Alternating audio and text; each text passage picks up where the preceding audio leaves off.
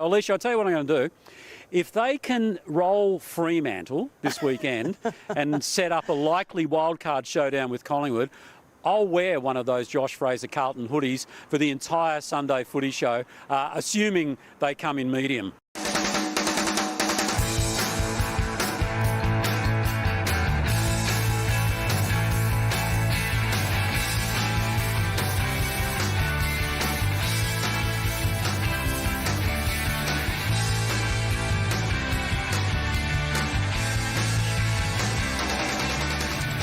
We are the Navy Blues. We are the old Sharks Navy Blues. Yes. You know, it's not the first time I've said something on the news that I've lived to regret. But yeah, a bet is a bet, and here it is, the phrase hoodie. I'm only going to wear it for an hour, though, all right? Because really? You said the entire show, TJ. Yeah, but that was assuming that they were going to set up the final with Collingwood, so it's not Carlton-Collingwood. You'll be sweating all day if you wear that the whole show. Oh, about as sweaty as you were running through the airport 10 minutes ago to try and get here. Oh, you look good. That's all that matters. You look good. Bit nuffy-ish, but good. And is that call, TJ, is that up there with your 2018 call late in the season that West Coast is making up the numbers before it went on to win the grand final that year? Is that Carlton call up there with that? No, I get it right. Don't misquote me, What Damien. did you say? I said it would be a wasted spot if West Coast was to make the grand final. But, well done, well done. I will say to anyone heading to the Carlton shop and actually getting a hoodie, if you're an XL, maybe go double XL. I don't know about this being an XL. Listen, you're grinding my gears already, Dermot. You've only been here 30 seconds. Sorry about that. I'm just acting normal and you're in a hoodie and you're not looking all that grand. In which sense would you be saying? Well, if you're going out to the Carlton shop and you're going for a double XL, they've had to piece a few together. You won't find one. Well, in case you haven't noticed, Dermot's here, filling in for Nathan Brown like no one can. Anyway, it's good to have you here, Dermot. Thank you, TJ. And Lloydo's here, of course. Good to be here. And I thought the Brisbane Lions, what they did to Collingwood on Friday night was scary. And I think that now it's set up for them to finish third, play Sydney in the first week of the finals. And I said only a week ago that Fremantle were the side to beat. I think what Brisbane on the MCG in a neutral venue, they are scarily good. And obviously we take Sydney out of the equation for obvious reasons, and we'll address those in a matter of moments. How are you, Rory? You had a big night last night. Yeah, long night, yeah. Big Texas farewell game, I suppose. He's got a couple more left, hopefully 4 games left, but it was a huge night. So many fans came out to honour Tex and it was loud. And how'd you, I mean, you were sort of self-inserting yourself when you made the announcement. I had a couple of appearances, yeah. I made sure it was more about me last night, TJ, in some of those functions. So I told some good story. Have you posted anything on socials? No. All right, we'll trawl through those a little later on. Damo, how are you? Yeah, TJ, the Sydney Swans story is still the story of the moment, isn't it? And we get to see how they look without those 5 players who they've decided to ban for the remainder of the year when they play North Melbourne this afternoon, and the double-header component to it with the Swans AFLW team playing Essendon prior to that. Yeah, it's unfortunate timing. We'll be heading up to Sydney a little later on just to get a bit of a feel as to the crowd size turning up and just what the mood is, whether it be supportive or fractured. We'll get to that, as I said, a little later on in this segment. But let's have a look at the results so far from... Actually, just before we get there, Teach, you doing the quiz? Yeah, I'm doing the quiz, yeah. Yeah, but it's not really your quiz to decide on who does the quiz, is it? I think we've got Brownie here to decide on who's doing the quiz. Yeah, no, I don't think he can go forward. No, we can't go with him. All right, thanks, Tony Barber. Tone, we've made the decision that you are out. You are out. You butchered the quiz last week. There's no way we can go with you again. It went for 8 minutes. You fought with Dave, the cameraman. You couldn't do the famous faces. You fought with everybody. You just butchered it. No more my quiz, so we need to find a replacement. And clearly, it's not going to be Damo. You need a little bit of pizzazz when it comes to being a host of something like the quiz. Rory, not going to be him. Probably start talking about kangaroos.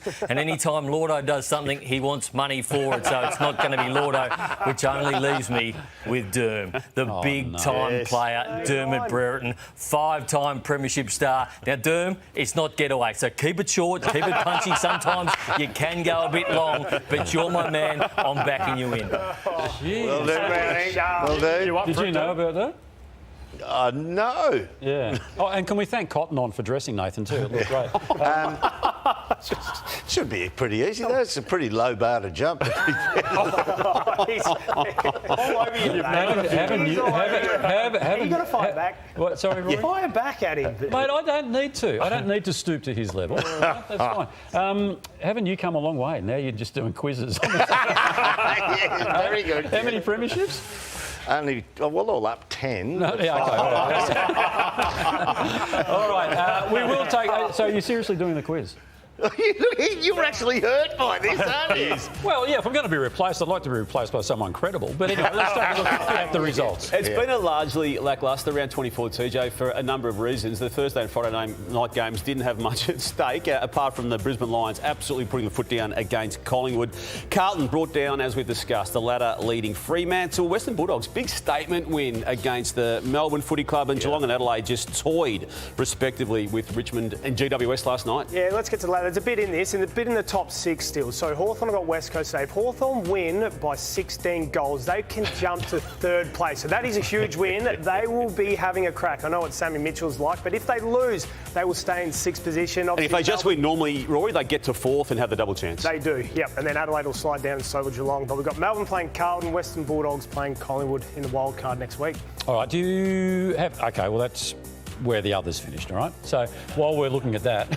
Sorry, I don't mean to be dismissive, but where do you think these games will be scheduled in terms of Fridays and Saturdays? Yeah, yet to be locked in, and the AFL always reserves the right, TJ, just to complete the season, which is that Hawthorn West Coast game. But expectation now is for the Western Bulldogs Collingwood game to be the Friday night, and the Saturday either twilight or evening game, Melbourne versus Carlton. But that is yet to be locked in. That was just the talk last night amongst the industry. OK, so quite clearly, I lost the bet because Carlton won the match, and it was pretty impressive against Freo, wasn't it? Absolutely. We saw that the Blues were able to clog up the middle of the ground, Matthew, and they were able to deny Fremantle's use of the ball. I mean, that was one of the lowest mark-taking games for Fremantle that we've seen for quite some time. They denied them possession. They put pressure on them in the applicable moments, and it was...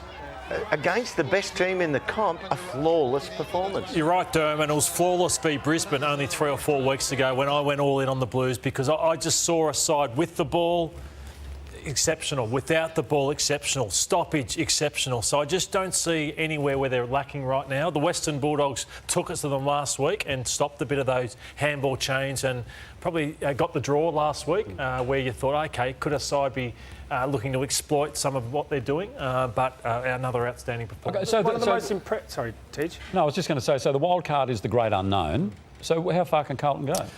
Well, they are, as said, I think they're playing as well as anyone right now. It's just that they have been chasing for 3 months, and that can get tiring. They've played a final nearly every week for 3 months, and that can get the better of you. But I'd be surprised if they don't win at least one or two finals. Could you compartmentalise it and say, right, over the last 14 weeks, they've had 11 wins, 1 draw.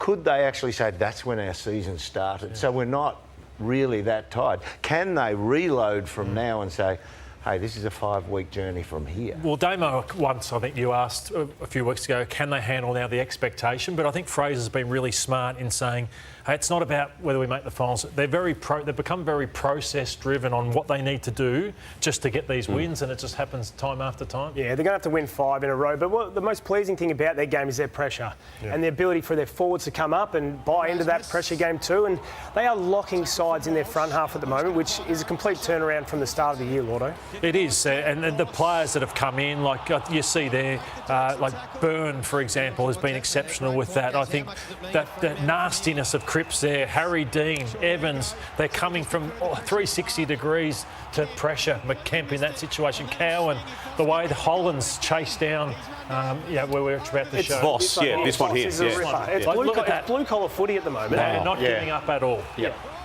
It's a very honest way they're playing, isn't it? So it's a bankable commodity, and I touched on it a second ago. If you deny a team all that usage, which they love normally in the middle of the ground, you've then got to go back to the well and start to get contested possessions. And the question now remains, travelling for Fremantle. They're going to get home finals. That's awesome. They're the best team in the comp. But when you have Brayshaw, Sarong contested possessions, Sarong, 8 contested possessions. That's not enough for the backbone of your midfield to actually get to work, roll up the sleeve and say, let's win it at the source. So they've got to work out mentally how they're going to go on the road. And they've now lost Doom, one of their key position players in Brendan Cox, who pinged a calf yesterday. It's the last thing you want when you have your last game of the season and for this to happen. Now, again, he's not the best player in the team, but he's had a good back half of 2026. You can see him hobbling off the ground there, Rory. So, again, you'd imagine that him being taken out of the game yesterday precludes him from playing at least in the first final and what happens beyond that. So it's an issue. And then you've got the coach post-match, Justin Longmuir, also talking about that happening and also the need to get this club through as unscathed as possible without sort of losing complete hope on the season. Thought we got out of it pretty well in terms of what we wanted to do with minimising risk and game time, and and back in my mind, understand that we've got 4 players that are in our best 23, if not better, to come back into the side. It doesn't take much in this game to just be a little bit off and start losing a few contests and fumbling a few balls, and all of a sudden, you get what you get. Today was clearly our biggest loss, but players should take a lot of belief in that our footy stacks up, and they've been able to show that more often than they haven't this year.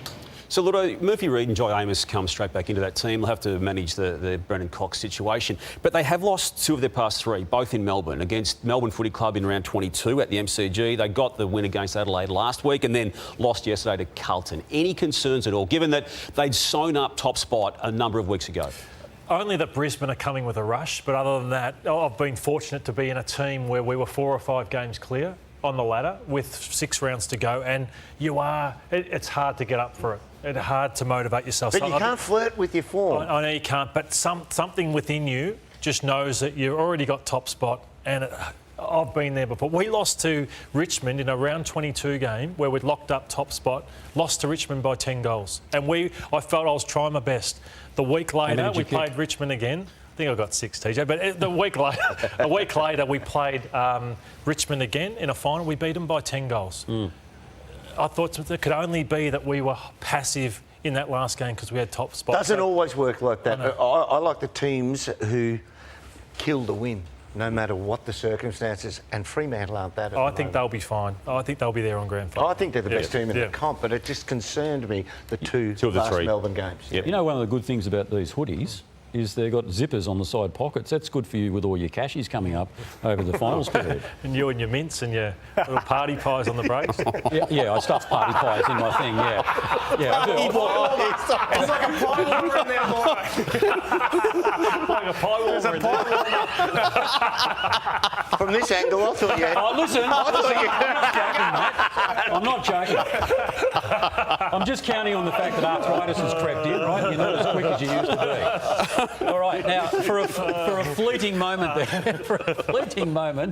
right, it was a Carlton-Collingwood final on Friday night, but it wasn't to be because the Doggies got the job done. Yeah, they were outstanding, and they avoided Max Gawn going inside their forward 50. Melbourne love to fold back, and they love to get Max Gawn back inside D50 to help support. So they love to fold back and get numbers there.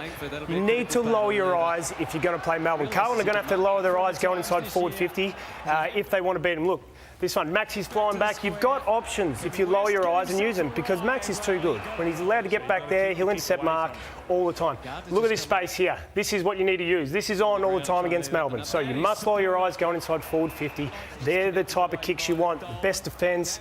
In the and here you got Gawn.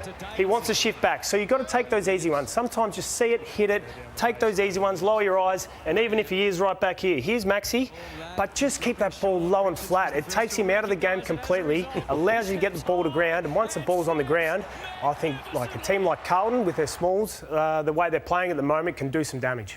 Yep, no doubt about it. He's the most influential guy, and he came good in the last quarter. He was good all day, but Pickett, I thought, was quiet for 3 quarters, Derm. Yeah, came good in the last and nearly got them going. Yeah, and also the young lad Jefferson, he had a purple patch in the 3rd quarter, and that's when they looked their best, when they had 2 forwards capable of marking the ball above the eye level. But Max was fantastic, but yeah, you're right, Rory. If you're playing against Melbourne, avoid Max at all costs. The Dogs last fortnight, I think it's been their best of the year. I thought they were brilliant against Carlton last week and then fantastic at the MCG yesterday. Melbourne have been the most destructive scoring side nearly of the season. They just constantly kick 100 points. The Dogs just, yes, Petty got them in the air, but I thought it was the Dogs' run and carry off half-back which exposed the demons in this area. With a set plan specific for Melbourne, Lotto, or just the way the game unfolded? Well, I liked them against the against the Blues last week as well, but yeah, it's a good question. I reckon it was a set plan. I think this is how you beat the best defences in the comp at the moment. Everyone talks about handball metres gained, but it's the speed of ball off turnover and the speed of ball. How quickly can you unsettle a team defence? And that's what you've got to do against Collingwood when they set up, against Brisbane, Fremantle. You must have speed of ball, otherwise they will just slow you down and defend you too well. So I thought it was a plan because we've talked about Max already. You did, Rory. If you turn the ball over in the centre circle, Max is already back. You're already squeezed up into that part of the ground and you're kicking back to traffic. If you turn the ball over on your half-back line, which the Dogs run literally 18 into the defensive side, the whole forward half is completely open. Turn it over at half-back and it's off to the races, and then you've got Artie Jones's pace, and then you've got this ball-using capabilities. I reckon it was on a plan against Melbourne. Let's make them follow us up, and then we've got open paddock when we spring off the half-back line. The Bulldogs took the medically cautious view on Aaron Norton when his ankle rolled beneath him and he was taken off the ground, didn't complete the game after this pack mark contest. Luke Beveridge did speak post-match. They're hoping that while the swelling was pretty immediate, that they've taken the right approach to get him ready for the wildcard final against Collingwood. And Derm, you've just mentioned also too Matthew Jefferson, who did have a good patch in that third quarter. He hyperextended his knee quite worryingly when it actually happens. You can see the knee go from beneath him there. Again, he was taken out of the game, and as we talk there, the left knee there, as we talk now, they hopefully has avoided the major damage to it, but we'll just await their own release today, TJ, on that particular matter. 6-day break hurts Aaron Norton. And no Van Rooyen either. Yeah, that hurt. Yeah. That hurt yesterday.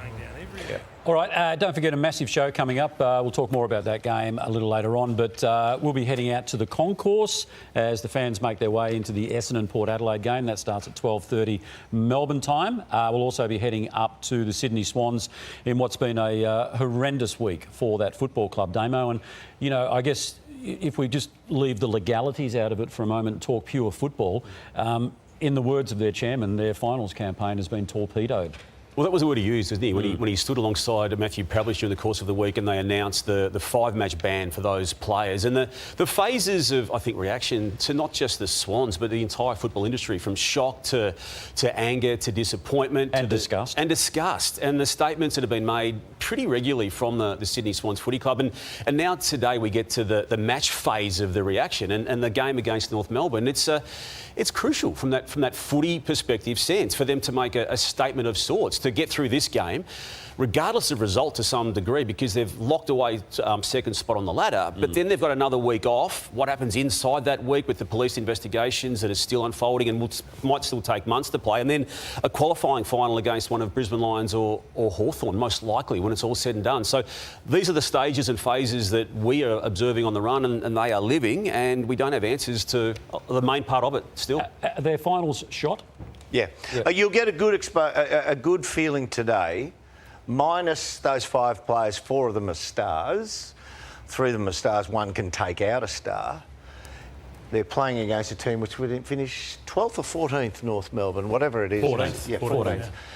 You'll get a feeling of what this team is like against a 14th seeded team in the comp today. And that'll give you an indication of just how well they'll sit against the other top 8 teams. And we'll talk more about it in Damo's agenda. But again, just sticking to the pure football side of it, I think the way their media team has handled it through the week has been exemplary. It really has. I mean, there's some football clubs, you know, in the competition that run for cover and use back entrances when there's a calf strain. But Sydney puts someone up every day. Yep. Right, chairman, coach, captain, AFLW coach, captain, and you know I think they've been as transparent as they actually can be. So I think the way they've handled it as a club has been pretty good. But the fact remains that something horrendous has been carried out, and that will be the subject of the legalities. Yeah, and I agree with that for what it's worth, TJ. And look, Matthew Pavlich may have got his own words caught up initially, but he did it from an intent to be as transparent as he possibly could have, and there was no malice in what he failed to reference in that point in time. It was just the subsequent commentary around it, and I agree with you. They've been really open from what was the disaster of the Monday morning incident. All right, as I said, we'll talk more about that in Damo's agenda. But, Rory, you're a little bleary-eyed through lack of sleep more than anything else, I'm assuming. Yes, lack of sleep, TJ. I spent the night in Adelaide celebrating the big Texan, and there was 53,000 Adelaide fans there that did the same. I was in the guard of honour there, Lordo. It was all about me. Of course you were. He's one of the best left-right kicks of all time. Maybe the best of this current generation. I'd equate him to maybe the great Darren Jarman, and so would a few... and Ackermanis too. Yeah, Acker both sides of the body. He's as pure as football, and I think the fans last night, they were just in so much love and awe of Tex, and for the memories that he's created over all the years. But you should have heard him every time he was even half a chance of getting the ball. Tex actually nearly killed himself trying to take a hanger as well. Would he be turned if a club like Collingwood, or I'm just saying, or a club who needs a forward next year to play somewhere else? He's definitely good enough to keep playing. Yes. Yeah, and he's in good enough form. I think Tex is one of those blokes that loves being a one-club player. I mean, he's Adelaide through and through. He's highly motivated to play with his mates back at Broken Hill. He is, and I might go play for the opposition team just to help sabotage him, I reckon. So, no, and there was 100-odd of his mates there. And that's the one thing I love about Tex. He's never forgotten where he's come from. He's always brought his mates and his family along for the journey, and he certainly did last night too. So one of the things that's great about him, and he has great players, good as someone like yourself is, Matthew, for all the key forwards I've ever seen, and I played my first game in 1982, he is the best action set shot goal kicker I have seen. Yep. Okay. Damo? Yeah, so we talked about injuries before with the Dockers in the final game. It happened with Zach Taylor too, Rory from the Crows, and it's a hamstring complaint here. And again, you just don't want to be losing anyone. Now, he's not like Cox, the best player on the Adelaide Crows team, but he's someone who's played a lot of footy this year and has had some really high moments. And you can see there the disappointment that he's not going to be playing at least soon in the final series. No, and he's developed really well, and he's starting to mature as a player. But you've got Cal Archie, who's probably ready to come back, James Peatling, so there'll be players. You've got Luke Pedler on the sideline there too, maybe touch and go whether he can come back, so there's players that can replace him. Yep. Why have you got your glasses on, Dan? I'm reading, TJ. It's something you should try occasionally. No. What have I done to you? Yeah, nothing. You've done nothing for me. I reckon I've protected you over the years. Thank you. You talk about Tex, and you were posing the question whether he'd be of value to a club. What about Jake Stringer? Well, I think this is a real... I don't know what the situation of what's happened at the GWS Giants for them to not offer him another contract, but he's been their best forward this year. He's just kicked another 6 last night. Just falls short of 50 goals on the season, Lordo. It's his second best in his life. 90 shots on goal for the 90 shots. Points, so this is purely... I'm going to do the word character. They must want to move Jake on and say, hey, we're going to move a few guys on and make a change at our club. But purely on talent, this guy is in the best couple of 100 players in the comp, and there's 800 who play AFL football. So it's sad that he will not be playing AFL football next year unless somebody else gives him a chance, but this would be his fourth club? His fourth club, yeah. Well, he's opened up and said for family that he wants to come back to Victoria, hasn't he, too? Yeah, he will come back to Victoria regardless. I expect him to be on a list, Lordo, and Collingwood, which will got a wildcard final to play and potentially finals beyond that for them to concern themselves with until the trade period. But I expect his name to be linked to Collingwood and have you been given a line of why they don't want him playing for the Giants? Well, it's not just Stringer when it comes to character. There's a Jesse Hogan situation which they've chosen to back away from as well. And TJ, you've already flagged the agenda from a Swans perspective. We're going to look at some comments made by Adam Kingsley in agenda later in the show about Toby Green and the captaincy of that footy club. And talking about one club, one players, the coach of the Giants doesn't know whether Toby's going to stay. So I think we'll just park some of that, Lordo, to the agenda part of the show. They flicked the switch on at Cardinia Park, not just for the Light Towers, but also for Geelong themselves. Why is it when we talk about the finalists this year, Geelong really is going almost unmentioned in a lot of the conversations? Yeah, they're very experienced, aren't they? And they know what they're doing this time of the year. Probably because along the way they've dropped a couple against teams that have done something different against them, and we don't expect that they're going to be up against, hold it up against the two big guys. but look, we'll look at Jeremy Cameron there with the footy. Started on the half-back line, pushed forward thereafter. One thing you can utilise with Jeremy when he's away from the forward post is he's like a Lance Franklin in later years. You understand he's a beautiful field kick. He actually hits the ball very well to a teammate. So he's not just the bloke you play forward of the footy and kicks goals for you. He can massage the ball around. He's exceptional like that. But yeah, the Cats have got as much shot as anyone. I think it's just, TJ, we kind of look at it and say, you need a double chance. We're really kind of honing in on the teams with double chance, and history tells us that's the best opportunity, that if you've got a double chance. Are they the best team outside the four? Ooh, jeepers. You'd go... If they got Holmes back, TJ, there is still some doubt about when they get him back, and even if they get him back. But if they got him back, with Cameron now returning, and obviously Blitzer have to come back into the ruck, and whether they keep Edwards in there, I still see them in a prelim final weekend. That's what they normally do. Carlton could challenge them on that best outside. Well, as Lordo said earlier, Carlton can challenge just about anyone. What about the Brisbane Lions? Yeah, How good are they looking? They're looking incredible. They're in some of the best form of anyone at the moment. Here's just a snapshot of the last 10 rounds. This is their scoring form. Scores from turnover, number 1. Scores from stoppage, number 4. Scores from defensive half of the ground, number 1. And scores from the front half, which means they're pinning the ball in there too. They are so well-rounded, Lordo. There's no team in better form, and that's Carlton included, Fremantle included, but their offensive profile stacks up for a three-peat. And they've got McCluggage coming back, and I don't see a player. I looked through their 22 that ran out onto the field. I couldn't select somebody.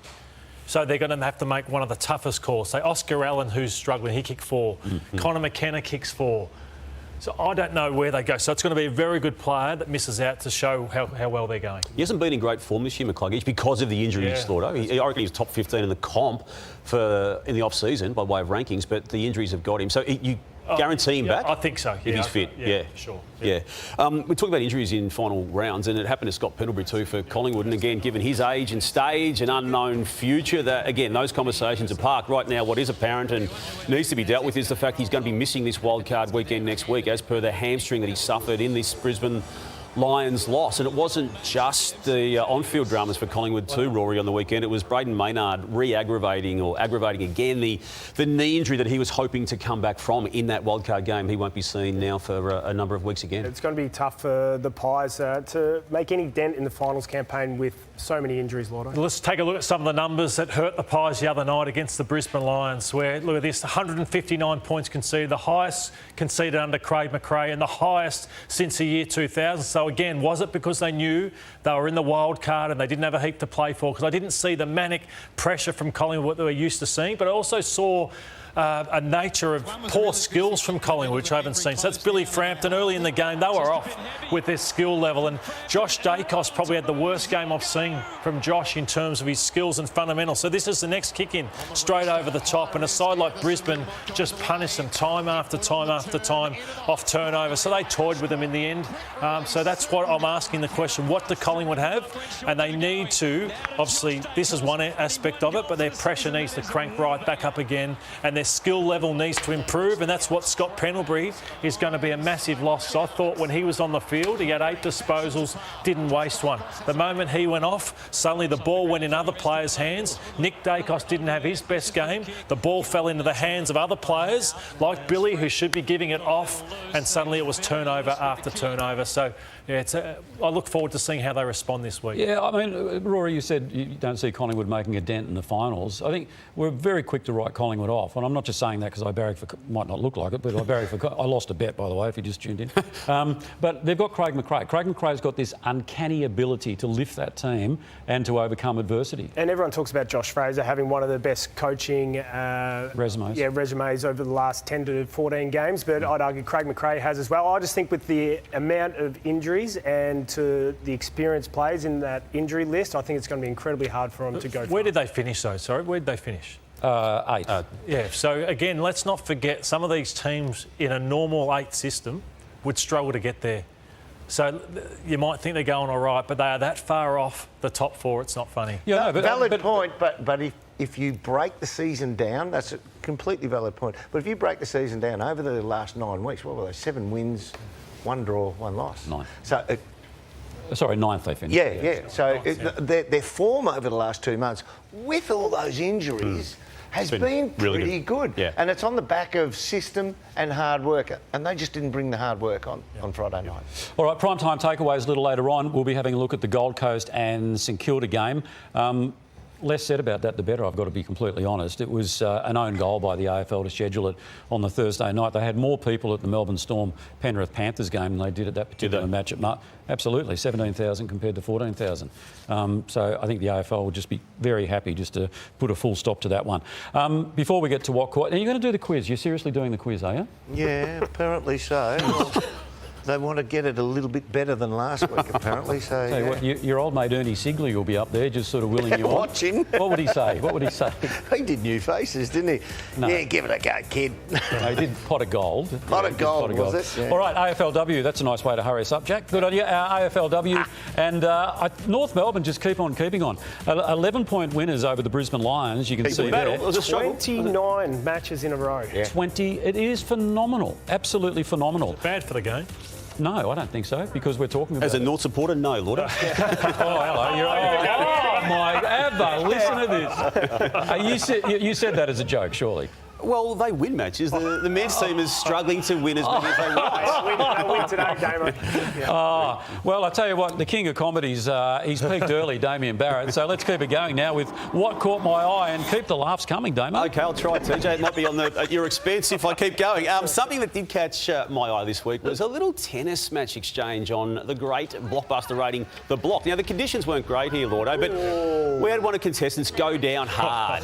And, look, he got up with a smile, but look, he went down hard. And I think you probably know where I'm now going at this stage. Sometimes we just need any reason to play this. Oh, my God. Now, this guy also went down, TJ, hard, but Look he at my didn't get skin up. on the court. But that guy got up with a smile on his face. You just laid it on thick that you may have hurt yourself. And anyway, sometimes we just need a reason to play it, and that guy on the block. Let's have a look at this. This is one of the AFLW games. This is how the umpires now received. Well, we've got Robo-Dog there delivering the footy, and look, Robo-Dog even gives a fist pump.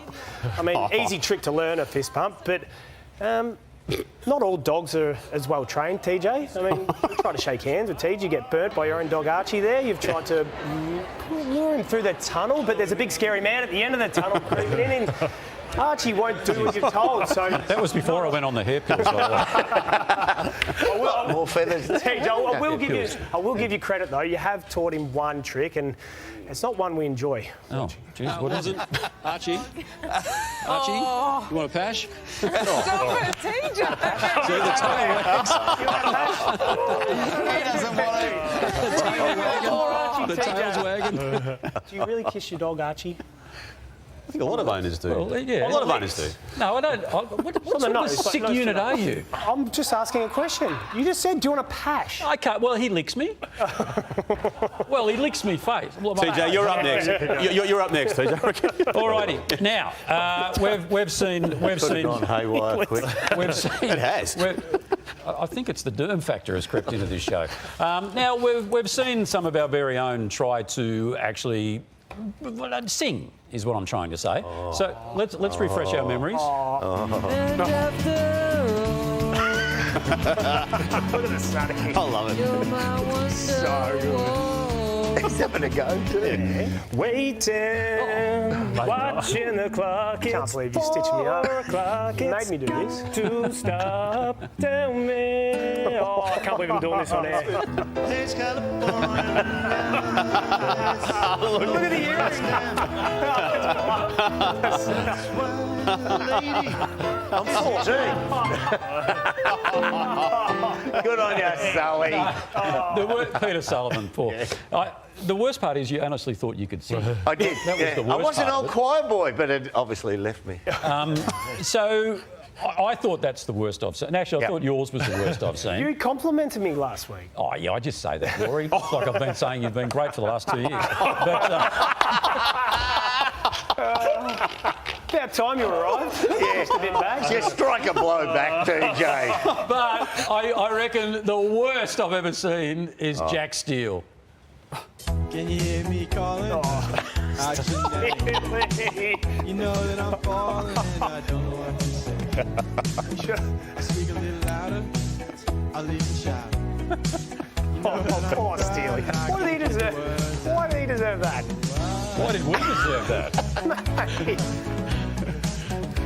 I want to be with you everywhere. I love Steely too. Christy Yeah, I love McVeeby Steely turning Dan, in. not Jack Steele. Hey, TJ, you don't miss anything. And I love when we get guests on Zoom and you always pick up about what's going on in their backdrop Yeah, I of like their that. house. I So like let's take a look that, yeah. at how you picked up Nick Davis and Harry Sharp. You're obviously tied up making the bed, etc. there, so... Can we go back to a wide shot? Harry, can you just do one thing for me when we sign off? That Venetian blind over your left shoulder, can you just fix that, mate? It's been doing my head in since we Doing a bit, is it? Yeah, Just trying to get some natural sunlight in for your choppers. Sharp by name, sharp by nature. So you love picking other people up and I love picking you up. So you did an interview during the week and this is love bites in the mirror stuff. TJ, all about stuff. Like who sets themselves up and does an interview but sets themselves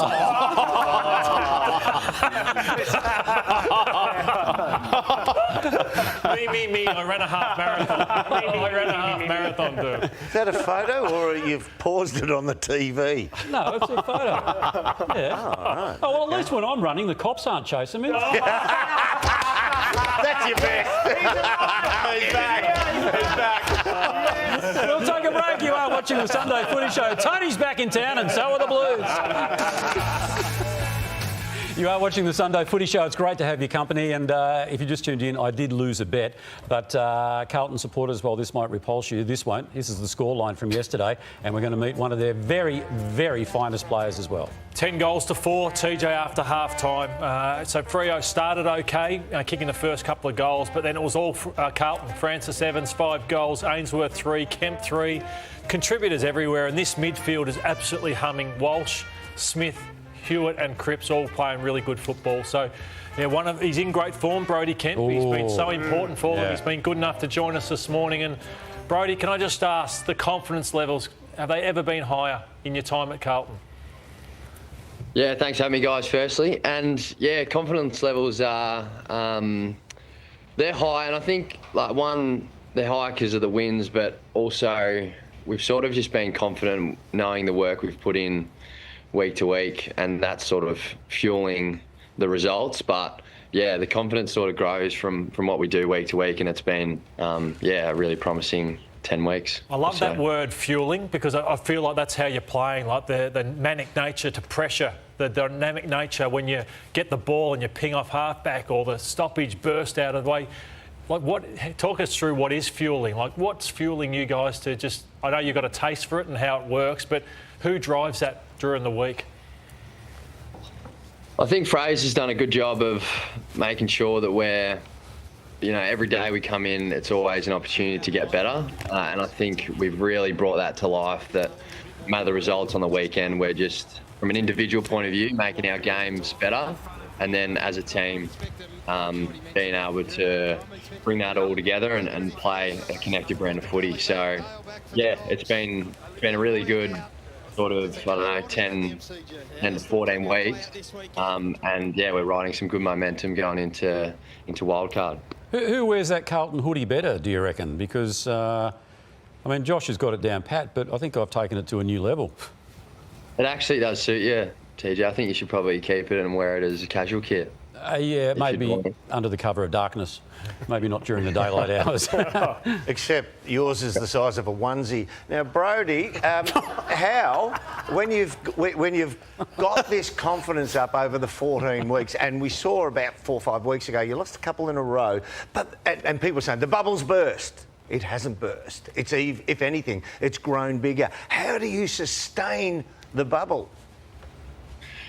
Yeah, well, I think big growth in our group, probably just over the last few years. It's either we win really well and get on a momentum run, or we lose poorly and we might lose a fair few in a row. So I think a big growth from us is ability to just come against an opposition that were too good for us on the day, learn from it, and then not catastrophise it and sort of go to the next game knowing what you need to work on, what areas you need to improve, and go from there. So I think that's where the confidence comes from, that even though we had those couple of losses throughout the year since Fraser took over, that we weren't going to make it more than it was. It was just a loss. We didn't play our way, and then it allowed us to put up what it does look like. And yeah, we've been playing good footy. Bro, there was a moment in yesterday's game where Hollands chased down Patrick Voss from what looked like a almost certain goal that he was about to kick. And the way that his teammates got around him, the way the crowd got around the entire group, and the way it seemed to ultimately reflect what everything is positive about Carlton at the moment. Can you just reflect on that moment within the storyline that has been the extraordinary past 14 weeks? Yeah, I've never seen a crowd like that, I don't reckon, for something that's not a goal on the siren or before the siren. I was sort of deep forward at the time and just seeing the whole sort of stands around me stand up, standing ovation, just clapping and screaming. And I think it shows where our mindset's at, that we're valuing the right things at the moment. And defence, even though it could have been a game seen on the outside as dead rubber, Freo qualified or not qualified, we're obviously top of the ladder. We've already qualified, but we still wanted to go out there and play the right way. And I think Ollie's chase down tackle epitomised that, and the way we celebrate also shows that we're valuing the right things. Yeah, it's great footy. Keep celebrating that, Brodie. Hey, one of your leaders, Sammy Walsh, has been in rare form as well this season. He looked like across the summer he just bulked up. At the start of the season, I'm like, who is this bloke? He looks like he's added a few kilos to his frame. So he's been outstanding and in rare form. Yeah, he has. He's an absolute legend. One of my favourite players. I love playing with. He's just so competitive, so tough, hates losing. And yeah, he did a lot of work in the off season on his body, because over the last few years he didn't get the continuity in his body that he wanted. And so it's amazing when you just get a player having a full pre-season, the year he can put together, and he's been unreal for us. Brodie, I lip-read Josh Fraser after the Bulldogs draw last week, and I won't say the term he used, but he wasn't happy. Yeah, you saw that. You might have seen that one, Brodie. So just want to ask you, comes across calm and cool, but you're playing to the letter. You're just doing everything that wins you week after week after week. So I just want to ask you, how demanding is Josh Fraser on the players? Yeah, I think he's very demanding in a measured and controlled way. I think we've built this sort of expectation and standard over the last 14 weeks since he's taken over. So there's something that to hold us to account, so he can have challenging conversations, but at the same time builds that relationships well, and then celebrates the right things at the right time. So yeah, I think he's got a great balance on when to be demanding and challenging, but then also when to fill you with confidence and be quite measured and pragmatic. So yeah, he's been great. Exciting times ahead, Brodie, that's for sure. And if Carlton supporters are still supporters as opposed to members, it's not too late, unbelievably. So if you want to make sure that you're there for the wild card and whatever might lay ahead, go to that QR code now and get your priority tickets to the wild card round. So, TJ, you wanted to compliment Brodie on something too before we came on air before? About his teeth? Off air, thank you. I said he's got nice teeth. Are they all yours? Oh, they like chompers. Pardon? Are they all yours? They're all mine. They're all mine. Similar to Chompers, I heard him talk about hair pills, and we've got similar sort of. Yeah, I like it. Yeah. Jeez, given the club attire, we're almost separated at birth, Brodie. Yeah, I'd say so. I'll save you, Brodie. Here's the votes for yesterday's game, and that is the engine room: Walsh, Smith, Cripps. Surely Smith sews up now the Rising Star Award, and Francis Evans for his 5 goals. Yeah, and you don't go away empty-handed, Brodie. A great prize pack we have for you. Family pass to Victoria's wildest theme park, Kambai World, with thrill rides, water slides, and some quackers, Damo. They bite though, Rory. Do. A HitFit membership, combined body weight and boxing for a full body workout. Made to meet the moment, look and feel your best no matter what the activity, with Travis Matthews apparel and a box of Chrome Tour golf balls for those that lose all your golf balls. A hat. Thanks to Callaway as well. There's no excuses when you're next on the golf course. And Bar Fridges Australia are back for all your bar or beer and wine cooling needs. And a pair of Aquila shoes. great pair of footwear since 1958. And a pair of Rick's eyewear. We love Ricksy eyewear that inspires confidence. TJ loves a free meal, and so do I. Platform 28. I'll be there later on this afternoon. Best pub in the Docklands, and elevate your wardrobe with the latest streetwear style from St. Goliath, and 2 pairs of hybrid undies from the Better Collection. They've sewn elastic into the groin area, Lordo. It's aligned for maximum support and no chafe. Is Tex there, is he, at platform 28? No. I thought that's why you'd be going or something. Why is that? Because Tex, wherever Tex is, you are. Why are you going to platform 28? Nah, I was just going to go there for a feed. Oh, so you're not going? Support our sponsors? Right, okay, yeah, all right. Well, we'll all come with you then. Yeah, come with me, please. All right then, beautiful. I'll shout you. Hey, Brody, it's been great to catch up with you, mate. Well done on the season so far, and I'll see you in the cafe at Princess Park through the week. Sounds good. Likewise, gentlemen. Appreciate it. All right, good work. There you go. Geez, they're up and about. What did you say? No, I just said lucky him. Go on. All right, we'll take a break and more finals football to talk about right after this. You're watching the Sunday Footy Show. Still a few matches to complete this round of footy. We'll look at those a little later on. But Melbourne and the Western Bulldogs, this is not the way it panned out for the Demons. Absolutely. 21-point win to the Doggies. They came to the MCG with a plan. They were going to squeeze up into the back line and try and get the Ds on rebound. And that's what happened in the end. They were able to move forward and take the ball off the line to keep it away from Maxi Gawn. You're spot on, Derm, and it was their run and carry, and this man, Ed Richards, has been leading that the last couple of weeks for him. In great form the last month of footy. One of the most highly rated players in the competition at the moment, and what it allows, with Fraser playing good footy too, Derm, is it allows Bont to go forward, and especially with Norton going down the second half. Bont spent a lot of time there yesterday, didn't he? A lot of time there yesterday, and he just had to as well because he's such a big body and so good up front. So when their mids are up and going, and it's not just Bond, I think it allows him to play more forward, and which will extend his career. But also, that's a great celebration.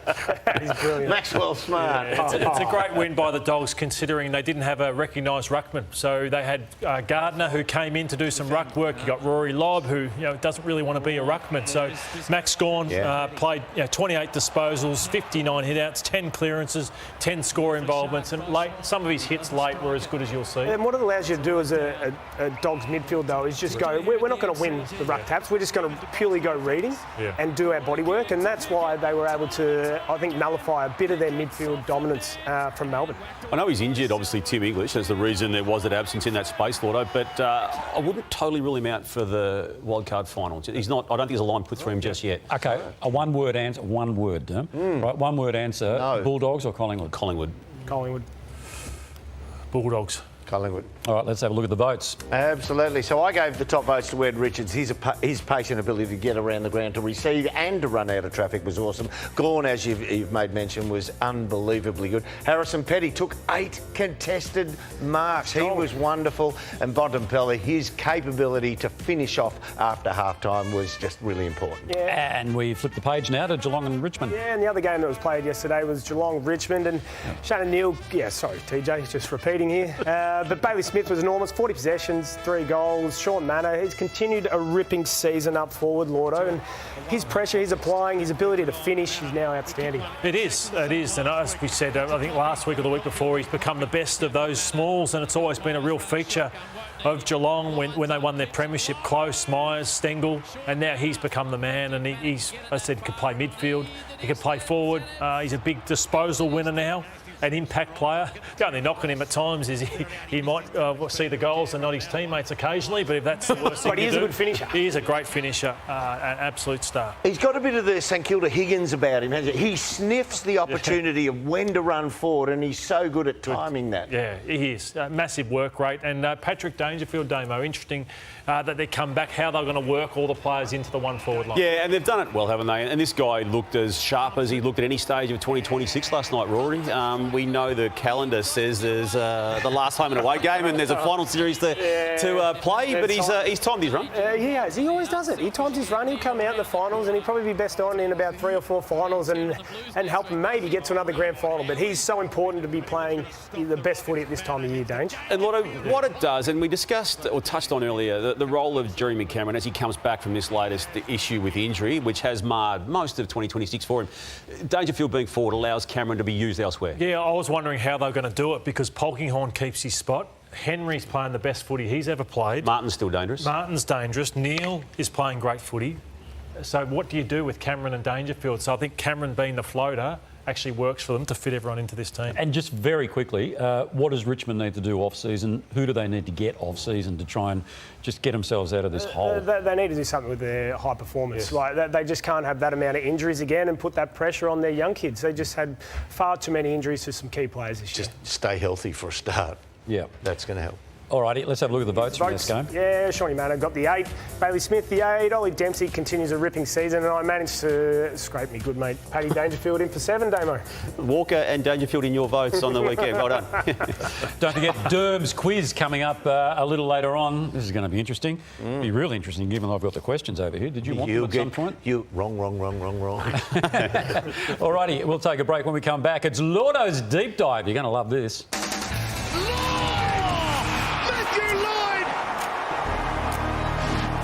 We showed last week the Doggies winning a famous prelim against the GWS Giants to go on and win their premiership after so long. Well, this is heartbreak for the Western Bulldogs after so many tight prelim losses. 1997, it's the Western Bulldogs versus the Adelaide Crows. It was a famous prelim, and Tony Modra was someone who missed out on all the glory later on. Modra had kicked 84 goals heading into this prelim, and Lands does his ACL, and he would be out for the rest of this game. Missed this grand final 97, wouldn't play in 1998 either, and missed out on premiership glory. Yeah, got back for the season in 98, Lordo, but then was taken out of the team in the latter part of that final series, and then dropped, and then didn't play for the Dockers again. But it was an extraordinary game of footy, and the Crows butchered their opportunities in the second quarter, Lordo, when they kicked 7 behinds in that period of time. And while they were doing that, the Western Bulldogs slammed on 8 goals. You get to half-time, there's a 31-point lead by the Western Bulldogs, and James Cook, who was a really good full forward in this period of time for the Western Bulldogs, he finished with 6 for the game, and at times in this game and in this period of the game looked unstoppable.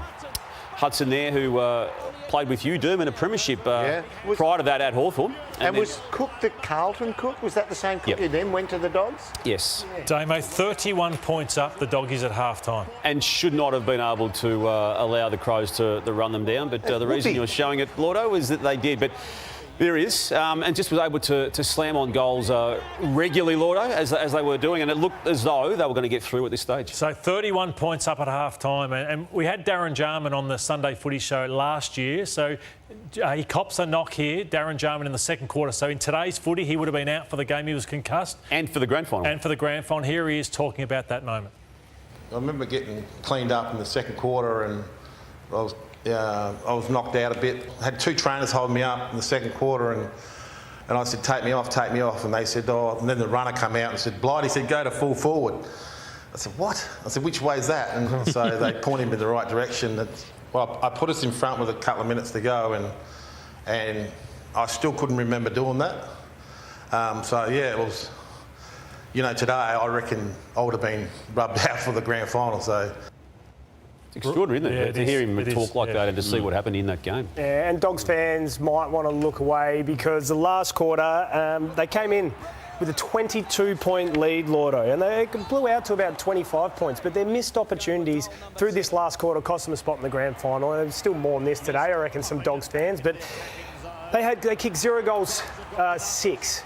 They had 6 opportunities to kick it, and one from our very own Nathan Brown, I reckon you'll see here. Look, he got the fumbles as a young kid, young Brownie. First year, Rory. He could have picked that up cleanly. Look, that's on the chest, but he could have managed it. And then we saw this one from Libba, and this is a Libba one. They still reckon it's a goal. What do you guys reckon? Well, he thinks it's a goal, and every Bulldog around him... He's trying to sell it. They didn't know there. Been, what, 28 points up if that's paid? That would have been, I reckon, nail in the coffin, Lordo. He tried to sell the umpire on it, but they weren't having a bar of it. He's in a perfect position, the umpire. I don't want to rain on the parade, but, I actually at the time thought it was a goal. It was a celebration that says, I'm not lying about this, I think it's a goal. And then Darren Jarman, obviously, what he did the next week in the grand final was extraordinary. But what he did in the last quarter of this game, arguably, even more extraordinary. That's you, Dan. Because he absolutely lit it up himself. And we just got the context to it, Lordo, with how he was dealing with the concussion that should have had him out of that game and the actual next week. But his last quarter in this game was every bit as good as his last quarter in the following week. And he's immortalised himself in Crow's history because of this too. Like, you still get fans. Some Adelaide fans think he's the greatest Crow of all time, purely off the back of this last quarter and the grand final as well. And that's Simon Goodwin, and then you got Mark West, who goes in and misses another opportunity to obviously put the Doggies 8 points up in front, and then it's that man Jones. Derm, you played with this man Jars. Yeah. What made him so special? He was very good below his knees. His kicking, I still say the two best kicks I've seen, field kicks, were Darren Jarman and Doug Hawkins. His ability to read the play, he was quite mercurial, and he was two-paced. He always coasted around about three-quarter pace, and people thought that's his velocity. And then when they get a fix on him and go to tackle him, he just find the turbo boost for 3 or 4 steps. He was an extraordinary player. And look at this, like, just a heartbreak for guys like Rowan Smith and Chris Grant, who'd just been Eliba, Ramiro, just bang on the door year after year, TJ. So absolute devastation for them. Yeah, so the Western Bulldogs, both players and fans, were left to lick their wounds. Not so the Adelaide Crows. Look at the scenes here at Adelaide Airport when they came home.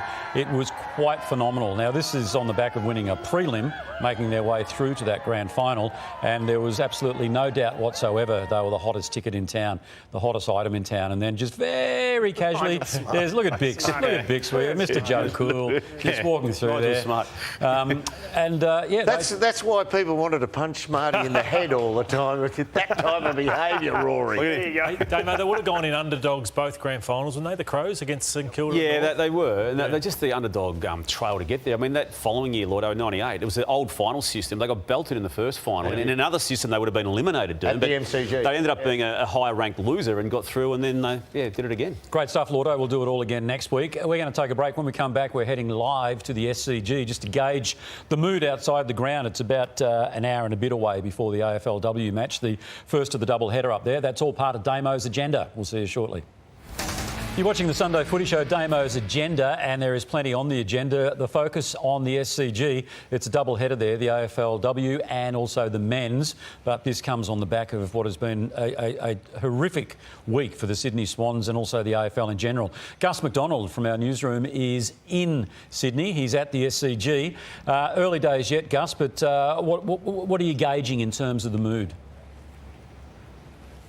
Yeah, good morning, TJ. Good morning, boys. It's still pretty quiet down here at the SCG. The members are just lining up behind me. They're waiting for their gate to open, but the mood's feeling okay at this stage. I've spoken to a few fans who are pretty keen to get in there. This was meant to be a really proud moment for the club, the SCG double header, only the second time that the women have played on the SCG turf for an AFLW fixture, and it's obviously been clouded by the events of this week. It'll be interesting to see how the crowd numbers turn out. I think the females will get a large number. The club is wanting to set a record, their all-time record that they've set at the in North Sydney. They're hoping to get more numbers than that record they host. And then there's, of course, those calls for a boycott on the men's team. If you want my take, I don't think we'll see that in droves. I think there'll be a big crowd that turns out here for the AFLW team and also the AFL team. All right, Gus, appreciate your time, mate. I know you've got a fair bit to do, and we'll see your report on tonight's 9 News.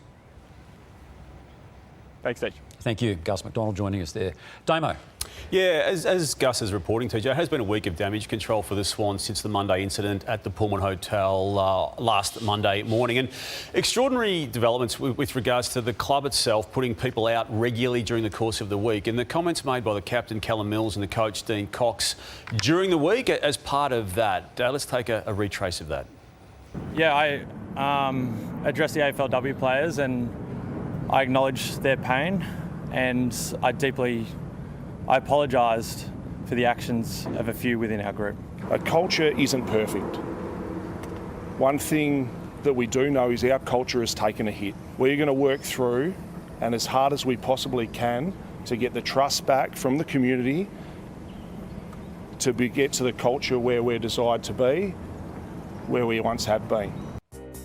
Rory, you're the most recently retired player on this panel, and as I go to you to get your take on this is another part of the media offerings during the course of the week, TJ, the need for the Swans to just address what they refer to as misinformation being reported around certain aspects of it. That in itself was extraordinary during the course of the week, given it happened only half an hour after both Dean Cox and Callum Mills spoke, and they just wanted to at least set their own records of events officially.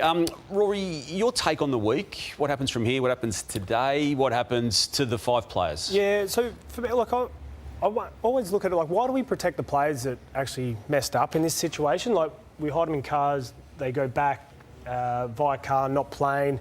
Callum Mills, Coxie, they have to front the media. Why can't the guys that messed up, why can't they come out and address the media and address, instead of Callum having to talk to AFLW, why can't they do that and apologise and get on the front? The reason for that in this specific case, Rory, is the police involvement, the Victoria Police criminality involvement in it. So that's just to answer the question for the reasoning of it. I get what you're saying. It's been left to others at the club to address the media side of it. I don't buy that, Damo, because every time the club has spoken, they've been able to do that in a football sense, a pure football sense. And to Rory's point, there's nothing to have stopped those players from talking about. You don't put the defendant on the stand, and you are in. So you put the coach and the captain in those situations? They have been stood down for conduct that was not to the required standard of the club. The legal matter suggests they are entitled to a presumption of innocence until otherwise proven different. But they can talk to the fracture that they've created at the club. They're under police investigation. And every time it's got specific, TJ, the people who have spoken have referred to, I can't comment on that. There is a police investigation. So, look, as we've discussed, the next phase of this is the game today. We'll get a result out of that game. They've then got a week off by way of their ladder finish position, that being second, qualifying final against Brisbane or Hawthorn most likely. So that's the footy side of it, but the Victoria Police holding the investigation at the moment, and that will be the next phase of the seriousness of it. I don't see a way in which the 5 players can play again for the Sydney Swans, but that's just been my opinion as the week has unfolded, and obviously that's a decision that won't be even broached until the start of the trade period. So, Damo, if the world keeps going the way we think it'll keep going, if one of those players gets recruited by another club, how will that club sell that to their members? And their AFLW team. It's going to be discussion, Doom, that each club is going to have it at its highest levels. And they're so good, clubs will want them. Clubs always take the players who can play the game. This is getting ahead of the whole story at the moment, obviously, and the central part of it is the sexual assault allegations, and they remain the actual core of it. We spoke about Jakey Stringer with GWS. He's not the only one that's probably going to clean his locker out. No, well, there's a decision to be made about the great Toby Green, the captain of the footy club and the star that is Toby Green, Adam Kingsley, post-match after round 24. No, in due course he'll make the decision. He'll now the season's finished, he'll assess with his family, is my information, and then make a decision. Hopefully that's sooner rather than later, but we'll give him as much time as he needs. He'll be sorely missed if he decides to leave. He'll bring a lot of smiles to faces if he decides to stay, and that's what we're hopeful of. Well, the fact the coach doesn't know, and I know there's a public game, a media game that's played, it's different to the behind the scenes, but that's a man who doesn't know the answer to the questions that he wants to know with his captain. And we've discussed earlier in the show today, Jake Stringer. We've also put Jesse Hogan into that conversation. Core part of that forward line. They're at a different stage, this club, at the moment. Yeah, I just wonder, though, is that, if he's in the twilight of his career, are they better off that they all just go? So, OK, if you don't want to be with us, name a new, fresh captain, new, fresh start, and start a new era at the Giants. I think maybe he's best to move on. And so all 3 of those guys, they're leading goal kickers of the past 2 seasons. Well, I just think if his heart's not there and he's unsure, I just think now wouldn't be the worst time for Toby to leave and for the Giants to start afresh. Does that slam the window shut?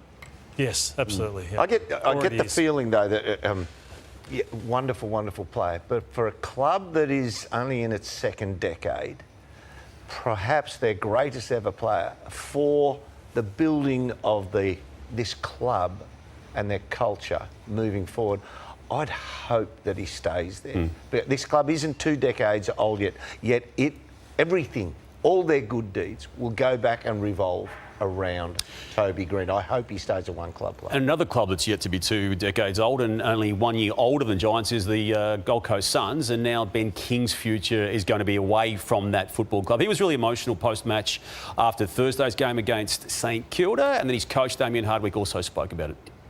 There's a bit to work through there, and I'm sure that'll happen when it happens. But so proud of this group, and I've absolutely loved playing with these boys. So. Did you go tonight thinking this could be your last game as a Gold Coast Sun? Yeah, it could be. Obviously, there's still a lot to work with, but I was thinking whatever happens over the next couple of months, I love this crew of blokes, and it's been really special.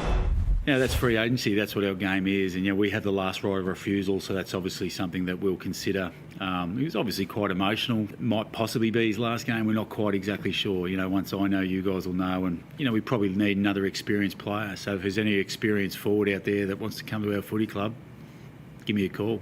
So the footy industry expectations there, TJ, as we get closer to the trade period officially opening up, is that it will be the Hawthorn Footy Club at which he will next be seen on an AFL venue. All right, and in 5 seconds, the Essendon coaching announcement?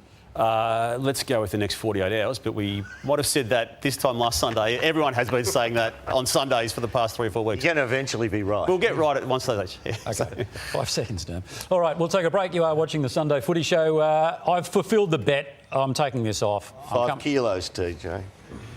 I never thought I'd say this, but God, I can't wait for Nathan to get back. All right, we'll take a break.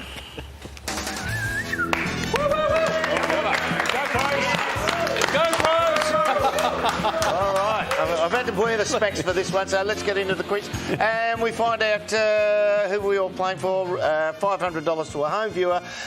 Gentlemen, who are you playing for? Start at your end, Damo. Anthony DePritis from Wynvale. In SA. Okay. Yep, right. Olivia Poole from Brooklyn Park, SA. Angus Colatilo, Wallen, Victoria. And Christina Webb from Haywood in Victoria. Haywood, all right. Have we got our buzzers? Test your buzzers, get into it, yes. Lloyd, you go again. We all missed sabotaged him. Well done. Going good. All right, let's get in. Question I'm one. just having a look at you and the picture of Nathan there. This should be sponsored by Botox, this segment. You numbnut. Fair dinkum. All right, let's get into it. For 2 points, name the 5 clubs Hill and Gunston have... We all miss them from the top of the goals. St Kilda, Adelaide, Hawthorn, Fremantle. St Kilda, Hawthorn, Adelaide, Fremantle and Hawthorn. No, you've left one out. Ken Hinkie, Brisbane, yep. Well done. Very good. Is there a theme to this? What's that? Is there a theme? A theme, yeah. Hill and Gunston, they're both... Yeah, it's quite celebratory this weekend, and if you'd been watching football, Tony. 2 points. Question 2. Name 3 of the 4 head coaches to... Ken Hinkie. You've got Sam Mitchell, you have got Alistair Clarkson, and you've got Ross Lyon. Oh. Ken Hinkie, Neil Craig. Well done. Alistair Clarkson. Yes. And... He said the other one already. Yeah, and Ross Lyon, thank you. No, you missed it. He's wrong. What was the question? TJ, it's wide open. What's the question? I've worked it out. Who's Gunston played under? I went early. Earth to TJ. Oh, Fagan, up in Brisbane. Well done, TJ. He's on the board. Fagan. No. Was that you did not. Famous Faces question? No. Question 3. Brad Hill won a best and fairest at what club? We all miss them from the top of the goals. Well done, Matthew. Question 4 is the famous Faces question. I think you ask it first. What's that? That's right. Hill, no, well, I don't know. Okay, Hill and Gunston shared 3 premierships for 2 points. Name the 3 Norm Smith winners. Just go, Damo. I'm quite serious. You've got Brian Lake. Good. And you've got... Very slow. Cyril Rioli. Yes. 2 of the 3, you said. For 2 points, name the 3. That's 3. Okay, you've then also got Luke Hodge. Well done. Alrighty. So you got the famous Faces board. You recognise a lot of these players here. Yep. Lucas in the middle. Who do you want to go for? Let's go with Hodgie in the middle. Okay. Fender. Hodge, minus 1 point. Well done. Good selection. Question... Why do I feel like we're in romper room at the moment? That's because... Look at you. What are you in? You're actually looking like you're camouflaging in the Vietnam War over there. Question 5. Closest to the pin. Hill and Gunston, their goals at Hawthorn. No, Damo's starting. Let's goals at Hawthorn for each one or total? Total.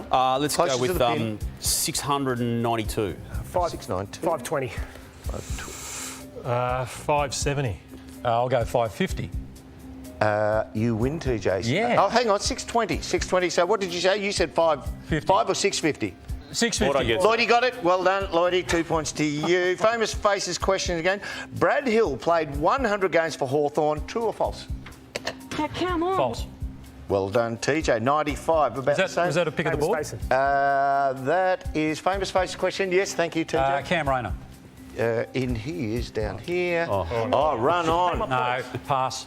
Oh, really? Okay. Okay. You only lose points. Brad Hill. Okay. Question 7. Jack Gunston kicked 4 goals in the 2013 and 2015 grand finals against which teams? I'm quite serious. It was Fremantle and West Coast. Very good. That's a win there. Good boy, Damo. Well done. Brad Hill is one of 9 Indigenous players to play 300 games. Sean Burgoyne? No. Of the 9 players, which former Brownlow medalist was the first? Gavin Wanganeen. I'm quite serious. That's very good, TJ. Well done.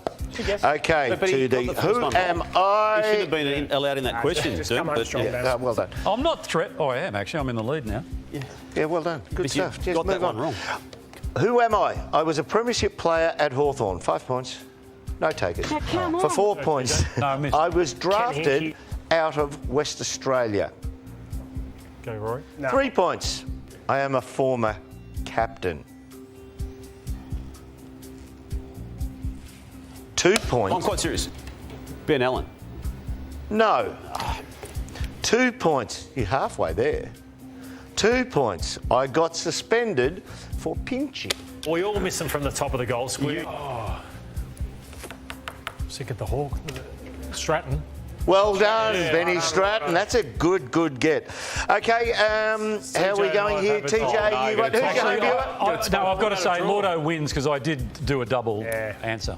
All right, thanks, So Steve. who we got Angus. winning here? Oh, we're split, are we? Angus Colatilo from Wallen, Victoria. Well done.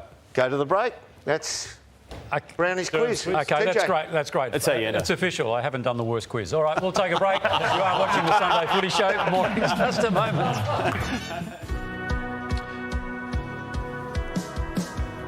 Adventure Australia's golden outback in WA. Hit the open road and discover the Tin Horse Highway, the world's largest outdoor art gallery at Lake Ballard, and surf the iconic Wave Rock.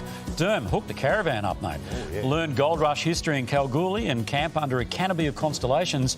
Stop in charming towns to wander the historical streetscapes, explore outback ghost towns, and learn about Aboriginal culture. The more you hear about WA, the more you love it and the more you want to go over there. All right, let's learn about the Adelaide Crows now and how they, had a nice little hit out prior to the finals. They were up by 40 or 50 points at quarter time. It was destructive first quarter. Tex kicked 6, Rankin 4, Phil Thorpe 3-4. And for the Giants, Stringer was very, very good. Ash as well. But just on Rankin, they tried. Angwin was out of his depth. It was one of the great individual games, Rory. Oh, incredible. He's the best player in the competition over the last month. And it's goals like this. It's the way he flushes a contest. It's the speed he uses. You've got to remember, he didn't play in the Adelaide Finals campaign last season. So he's a massive in. He could have had 5 last night if that ball bounces forward. But he's a massive in for their side coming to finals. That was a pickpocket. That was one of the true... Stole it out of his oppo's hands.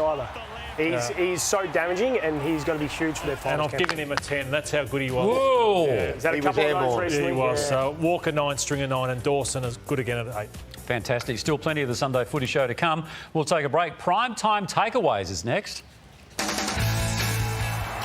Prime time takeaways. We want to go back to the Collingwood and Brisbane game, and I want to put to the panel, where are the Pies at? So I walked away from the game on Friday night and thought, where is this list at?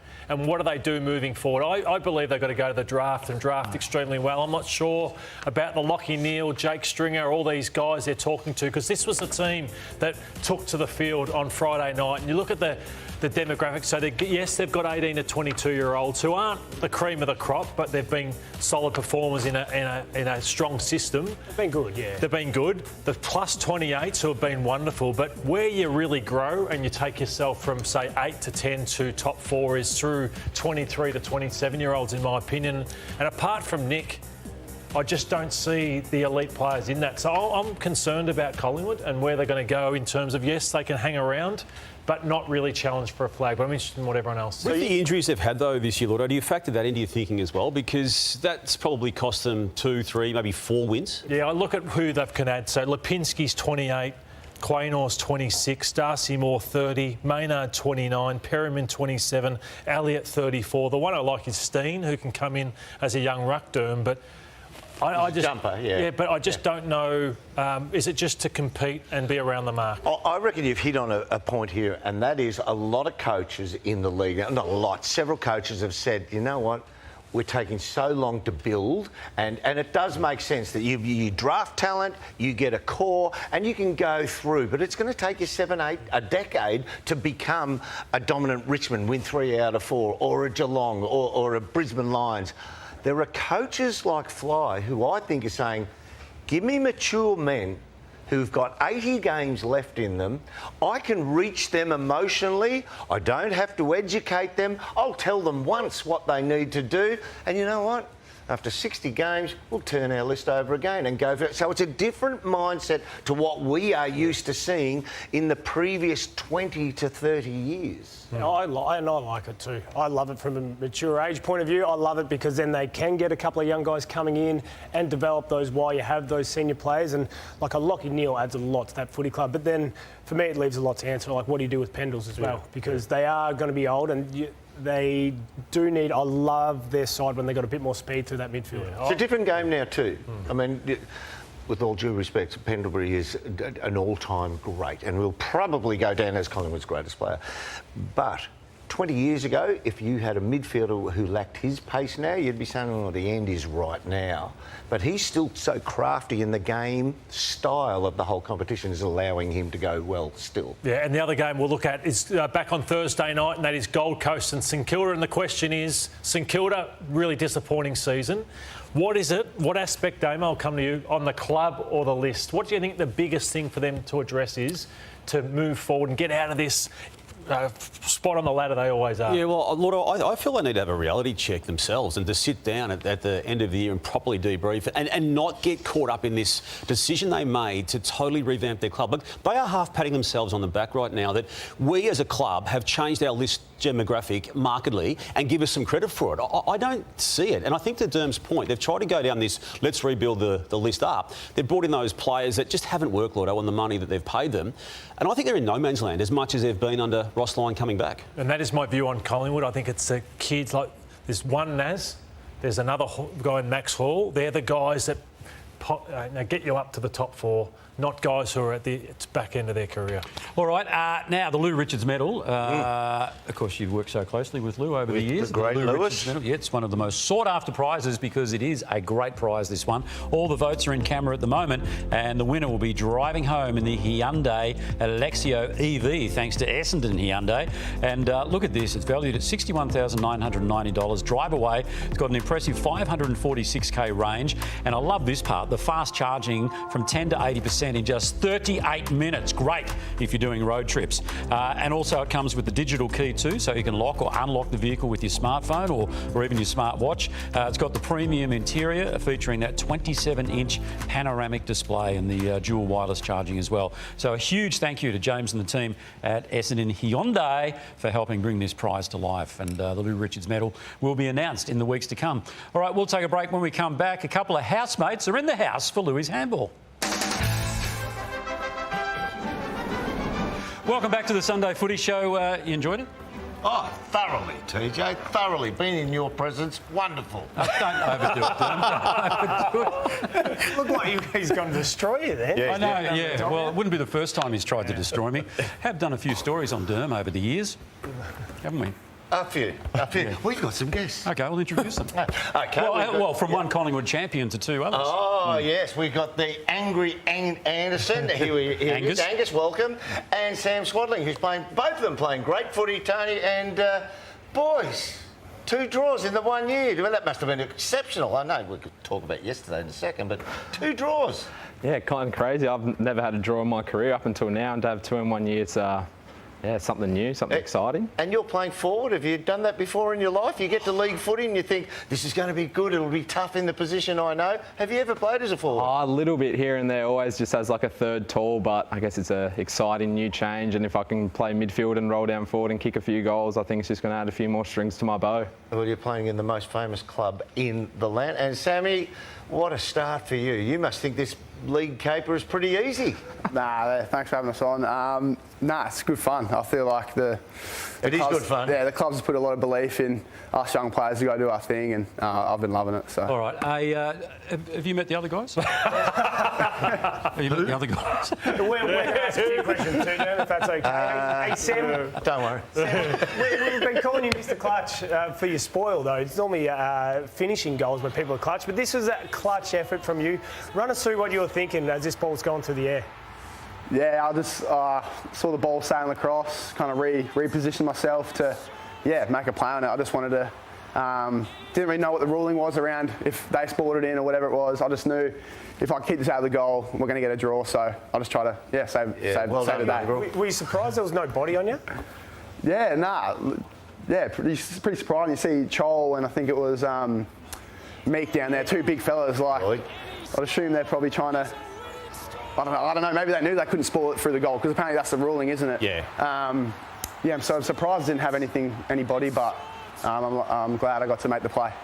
The back half of this season has been a really good one for Collingwood, despite the bad loss to the Lions in the most recent game. But the camaraderie between the younger guys, and you two are living together in South Sierra, it's worked out well for the club, hasn't it? The way the youth has come through. Yeah, absolutely. Look, I think the club's got a big focus on having a squad mentality, and then when it's your turn to show up and play your role and execute it well, there's just put a lot of faith in all the young guys to come in, and I guess no real pressure around it.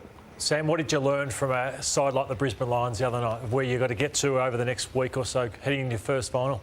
Yeah, I mean, they're a terrific outfit, obviously, back-to-back premiers, so made the grand final 3 years in a row. So, yeah, they're an amazing side, got so many star players. So, it was a great experience for myself, and I think a great test for us as a squad, and we'll take the learnings from it, and, hopefully can go into finals with a heap of belief, because we've been good the last 10 weeks. All right, so now don't give me the company line here, all right? Now, I know Nadine and Tash and everyone's probably worded you up, but who would you have preferred to have played? Would you have preferred to have played Carlton? Swaz and I were actually talking about this last night. We would have loved to have played Carlton a big game on preferably a Friday night in front of a massive crowd to start off the finals campaign. So, yeah, we thought Carlton, but obviously a lot can change in a couple of hours, and now we've got the Dogs, and all the focus is on that. Yeah, beautiful. All right, and the same? Exact same. Obviously, as a young player, you dream of playing in big games like that. Not saying the Dogs is not going to be a big one, but the crowd would probably be... No, you are really. No, they're not. No, they're not. Don't, because Rory gets grumpy with you. The crowd probably would have been 100,000 plus, and but the Doggies are still a quality outfit. You saw what they did to Melbourne yesterday, so it's going to be a great challenge for us still. And no Pendles and no Maynard. Yeah, that's what it looks like. So they're the ultimate professionals, though. They will do everything they can to get their body right to go deep into finals. All right, now this is what you're playing for. This is the end of year prize, Rory. Yeah, this is the end of year prize, Rory. This is a temper mattress, TJ. You've got one. You have to pay for. I had to pay for mine. You did. Yeah, we all got free ones that we all sleep on, and we love them. They go up, Brownie. They go down. They go down. They take you to a place where astronauts go, Brownie reckons. What, space? They are very, very comfortable mattress, and the best thing is you sleep well at night, TJ. What do you do then? And then you play beautiful golf shots throughout the day with the Callaway Quantums. These are a ripping set of golf clubs. You too, if you can beat Finn O'Sullivan on 86, you'll be walking away with this prize. So happy days. Good luck. All right, good stuff. Now, do you know about the money ball? Yep. Okay, good. Sam, you know about the money ball? Yeah, briefed about it. So, okay. Yeah. Oh, no, you should have just said, I watched the show. I know all about it. So, anyway, who's going to go first? Sam, you might as well. Sam can go. He's in there. You know, 5 off one hand, 5 off the other. Stations, please. I'll go. Okay, you go there, Derm. Yeah. 7. Come on, put a bit of oomph into it, Sammy. Bit of heat. Oh, okay, Sammy. 7. You want the yellow yet? Don't use it. Oh, there we go. He's on here. 7. Oh, mate. You what a swap hand. Is that swap hands? Yeah. No, angry Angus, yeah. yes, So if Craig McRae's watching, see how I coach Sam then? I said, put it, and bang, 2 bullseyes. 7. Ooh. You don't get to cheat for Collingwood here, TJ. 7. Oh, I beg your pardon. 7. I'll go the double with the right hand. Yeah, here we go. Good thinking, strategic. Need a 10. Oh, missed it. 14. Is that 5? Yeah, one more, I think you got. Oh. 7. All right. Solid score. Is there a bet going on here? Like, you know, whoever loses has to do all the housework for the next week? Yeah, we can do that. We can chuck that up now. All right, lefty. You're not that good on the left, are you? Oh, Doom. Put that in his head. Oh, Lob! Still 7. YouTube Doom when you get home. 5. How slow's it going through the air? 5. Oh, whoa.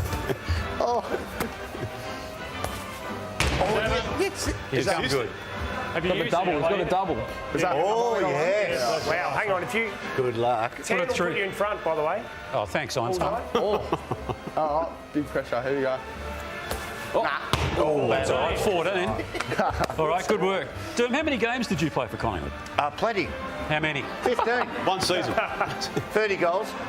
Really? Yep. Oh. Really? 5. Oh, no, Gussie. 7.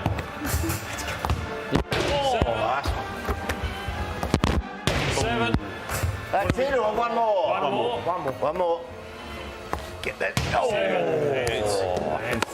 Sammy is our winner for today. Quite convincing too. 2 bullseyes in the first round probably did the trick for you, mate. So well done. So you get. So you're doing the bulk of the housework this week, by the sounds of it. Nothing changes. Steve. All right. Terrific stuff. What do you got on for the rest of the day? We'll go down and watch the girls play. Oh yes. So yeah, down at Vic Park. So it should be a good game against Freo. Do they do any training with you? Do you cross-train anyway? Yeah, definitely through the facility. Most days we'll cross paths. Awesome. So yeah. Good. All right, good stuff. Thanks for coming on, guys, and all the very best for Friday. I assume it's Friday night, Damien? We'll wait for the AFL. It could be Friday night. Okay, Damo. Well, you could have asked me. I wasn't like asking any state secrets there, but how's Damo? He sort of goes. So, Damo, I assume it's going to be Friday night. Well, it might be. It'll be announced. All right, good work. Now, after the break, we're going to be heading out to the concourse, Derm. Good. Are you okay? Because Essendon supporters are gathering en masse for the game, which is only about half an hour Do away. we take weaponry or? Just bring your face. Just bring your face, Derm. And welcome back to the Sunday Footy Show. We've moved out of the studio. We're here on the concourse at Marvel Stadium. You've been in your element. Thanks for joining us. I won't say. I went like Durham back in the nightclubs. They were 10, 20, 30 deep. You haven't done an appearance for 20 years, Lloyd. They are the best supporters. Look at the year the Bombers have had, but they are piling in. Big queue for you. You didn't have to charge them a couple of bucks. But what about the way? There were still about 40 people queued up, and you just decided to cut it off. Because I was just doing what's right, and I'll get back to it as soon as we finish the show. Are you? I will do. You promise to do that. Yeah. But have a look at that. We'll just pan around if we can. Have a look at the amount of people coming from Southern Cross Station at the moment. This actually says a lot about Essendon and what they want and what they deserve. Yeah. Well, look, you can feel that the people here are saying, we want to come along today, end of an era of badness, and we move forward after today and start winning. Just clump together and I might take a run up, all right? Graham's going to sprint through that pack in a second. Damo, let's do a quick straw poll. Ask if they want James Hurd. No, I think you do that, TJ, Okay. because I think they we want need this to do a straw poll here, okay? Who wants James Hurd as coach? Lloyd. Who wants Mark McVeigh? Yeah. And who wants Matthew Lloyd? Who wants Matthew Lloyd back at the club? Who wants Rory Sloane? This is turning into something about you.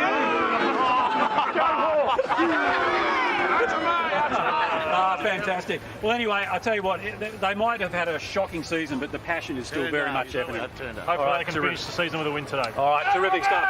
We'll do it all again next Sunday on the Sunday Footy Show. Bye for now.